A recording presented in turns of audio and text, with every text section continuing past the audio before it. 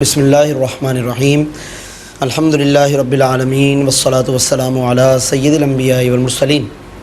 معزز ناظرین، الحمدللہ آج کی اس نشست میں 70ویں پارے کا آغاز کیا گیا ہے، اور 70واں پارہ بنیادی طور پر دو بڑی صورتوں پر مشتمل ہے۔ اس کا پہلا نصف حصہ سورۃ الانبیاء پر مشتمل ہے اور دوسرا نصف حصہ سورۃ الحج پر مشتمل ہے۔ جو پہلی صورت ہے جس کی آج 50 آیتیں تلاوت کی گئی ہیں، کیونکہ کل آیتیں اس سورہ انبیاء میں 112 ہے اور 7 رکوع پر مشتمل یہ سورہ مبارکہ ہے۔ اس میں سے 50 آیتیں ربع کے مطابق آج تلاوت کی گئی ہیں۔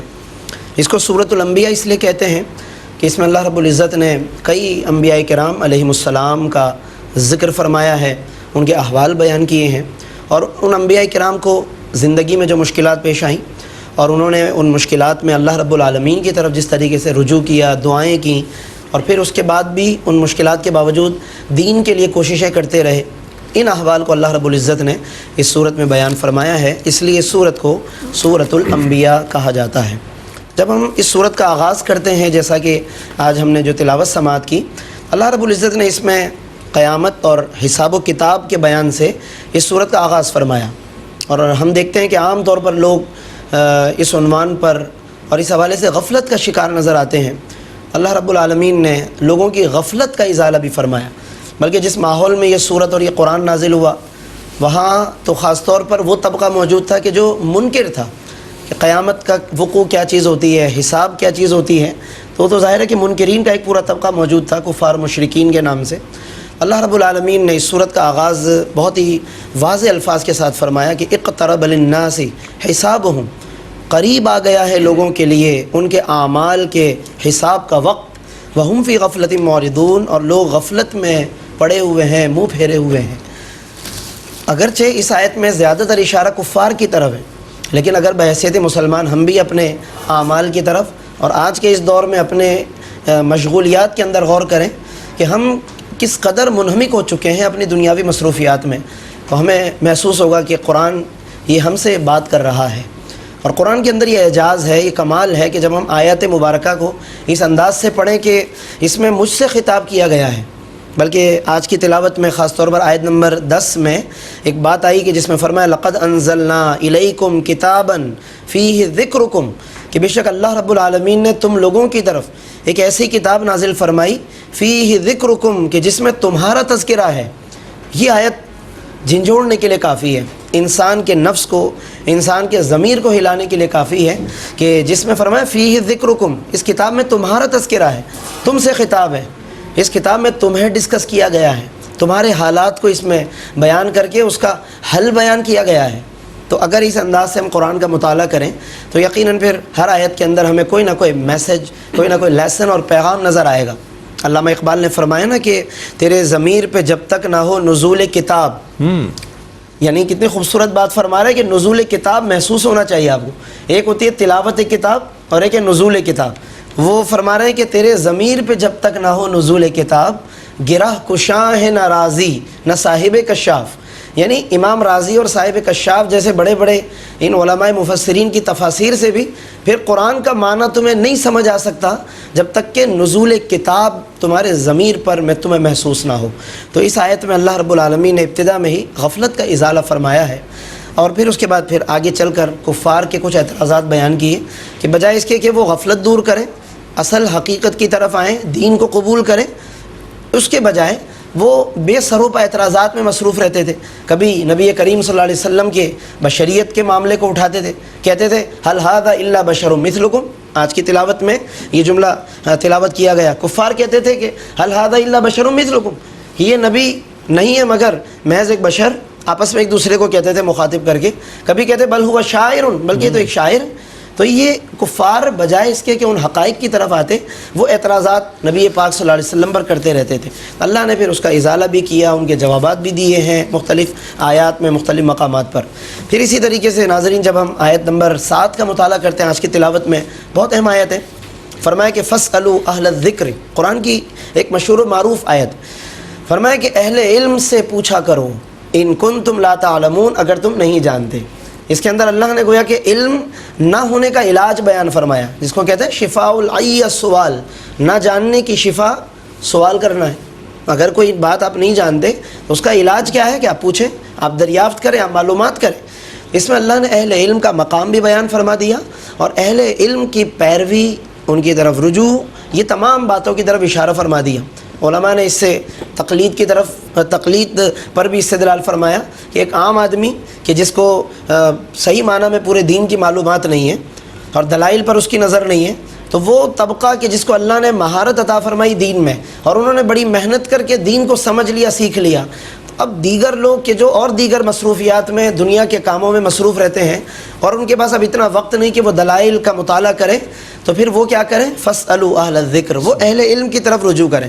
لہٰذا اہل علم کی طرف رجوع کرنا اور ان کے بتانے کے مطابق مان لینا اور پھر عمل کرنے لگ جانا، بشرطے کہ وہ اہل علم واقعی مستند لوگ ہوں، وہ لوگوں کے جس کو امت کی اکثریت نے جنہیں قبول کیا ہو، اور وہ اپنے عقائد کے اعتبار سے، وہ اپنے کردار کے اعتبار سے وہ ایسی ہستیاں ہوں کہ جو یقیناً قابل ذکر ہوں، تو پھر ان کی طرف رجوع کرنا یہ ہمارے لیے سعادت بھی ہے، اور ان کی طرف رجوع کرنا دراصل ان کے علم سے استفادہ کرنا ہے۔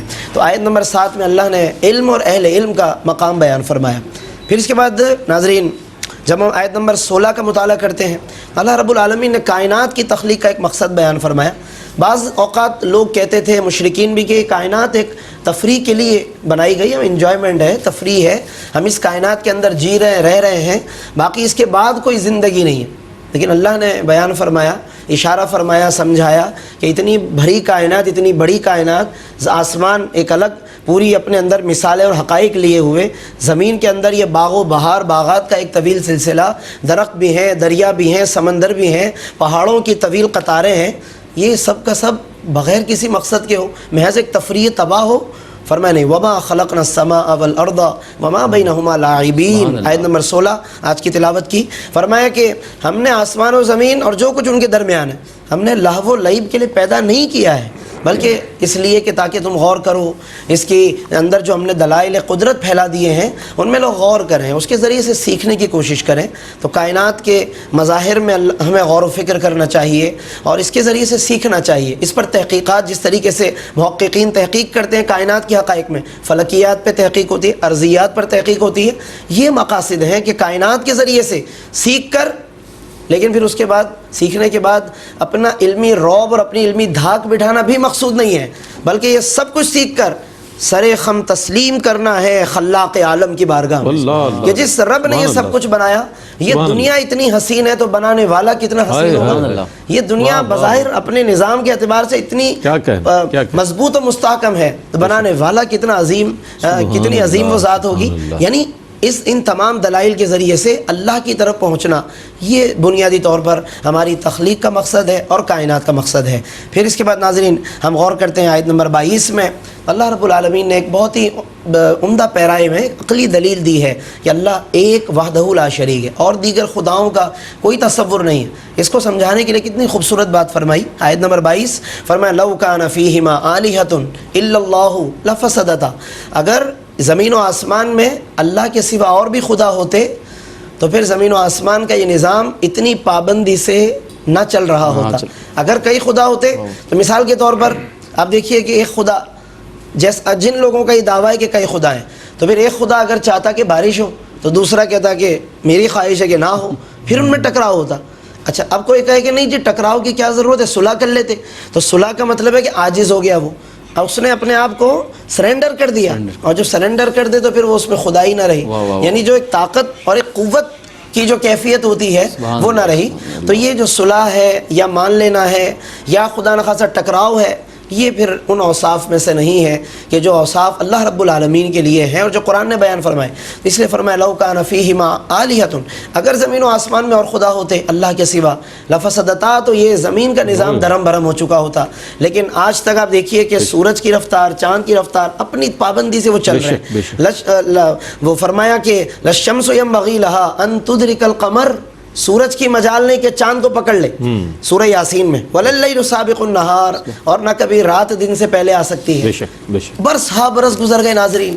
سورج اپنے ٹائم کے ٹیبل کے مطابق چل رہا ہے، چاند کا وہی شیڈول ہے جو اس کے مطابق شروع سے چلتا آ رہا ہے، رات دن کا اپنا شیڈول اور نظم و ضبط ہے. یہ نظم و ضبط کا ایک ہونا دلیل ہے کہ اس سب کے پیچھے جو قدرت کار فرما ہے وہ قادر و قیوم بھی ایک ذات ہے. جس کو فرمایا کسی شاعر نے کہا کہ فی کل شیء لہ آیۃ، ہر چیز میں ایک نشانی ہے، تدل علی انہ واحد، جو دلالت کرتی ہے کہ اللہ ایک وحدہ لا شریک ہے.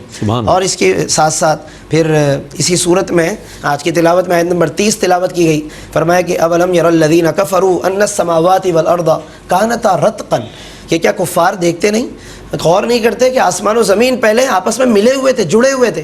یہ ناظرین ایک سائنسی حقیقت کی طرف بھی اشارہ ہے جس کو آج 20ویں صدی کے اندر ایک نظریہ سائنس نے بیان کیا جس کو بگ بینگ تھیوری کہتے ہیں.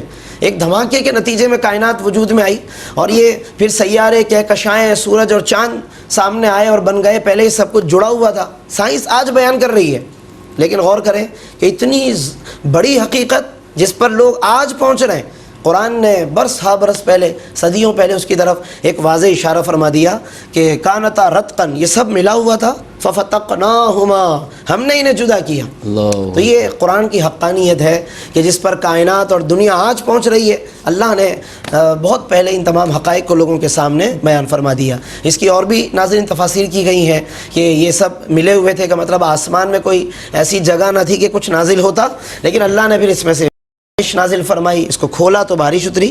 زمین پیک تھی، اس کے اندر ایسی جگہیں راستے بنائے کہ اس سے چیزیں اگنے لگیں.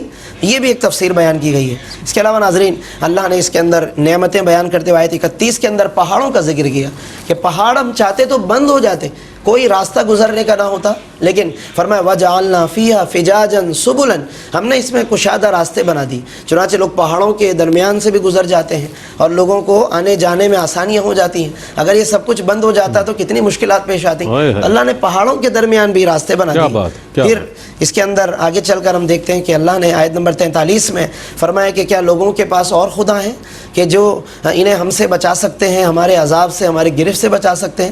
فرمایا نہیں، ایسا نہیں ہو سکتا. لا یستطیعون نصر انفسہم، یہ جن بتوں کی پوجا کرتے ہیں ان بتوں کا حال یہ ہے کہ وہ تو خود اپنی مدد نہیں کر سکتے، تو ان کی کیا مدد کریں گے یہ؟ اللہ اکبر. تو یہ اللہ نے کئی جگہوں پر بتوں کی بے بسی کو بھی بیان فرمایا. اور بالکل اختتام پر جو آج کی تلاوت ہے اس کے اختتام پر پھر انبیاء کا ذکر کیا، جو کہ اس صورت کے نام کی وجہ بھی ہے. اور اگلے حصے میں انشاءاللہ پھر باقاعدہ چونکہ انبیاء کا ذکر تفصیل سے آ رہا ہے، انشاءاللہ ہم اس کو شامل گفتگو کریں گے کہ کن کن انبیاء کا ذکر اس تلاوت میں کیا گیا ہے اور ان کے کیا کیا احوال اللہ نے بیان فرمائے. اللہ رب العالمین ہمیں ان تمام حقائق کو سمجھنے، ان میں غور کرنے اور اس پر عمل کرنے کی توفیق عطا فرمائے. وآخر دعوانا الحمدللہ رب العالمین.